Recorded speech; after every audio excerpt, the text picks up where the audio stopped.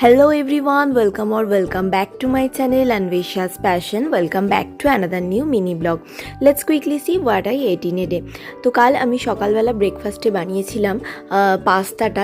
যদিও পাস্তা আমার খুব একটা ভালো লাগে না, বাট আমার মেয়ে বহুদিন থেকে বলছে মা পাস্তা বানাও, তো ওর জন্যই বানিয়েছিলাম মেনলি, আর আমিও খেয়ে নিলাম একটুখানি।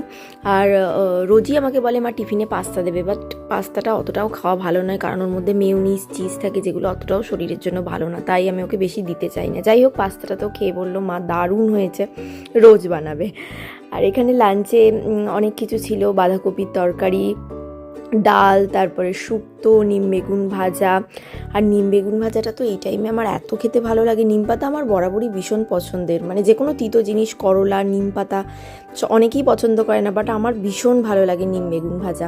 আর তার সাথে কুলের টকটা তো এখন মাস্ট, কুলের টক, কুলের আচার এই টাইমে দারুণ লাগে। আর এই টাইমে আরেকটা জিনিস ভালো লাগে, সজনে ফুল নিম বেগুন ভাজাটা খাওয়াও ভালো। তো সন্ধ্যাবেলায় আমি চলে গিয়েছিলাম আমার বাপের বাড়িতে, তো ওখানে মাকে বললাম একটু কফি বানিয়ে দাও, আর আজকে দুধ চিনি দিয়ে খাবো। ব্ল্যাক কফি বেশিরভাগ দিন আমি ব্ল্যাক কফি খাই, তো সেদিন একটুখানি আমার দুধ দিয়েই কফি খেতে ইচ্ছে গেল, তো মা কফি বানিয়ে দিয়েছিল। আর তার সাথে এই কেকটা খেলাম।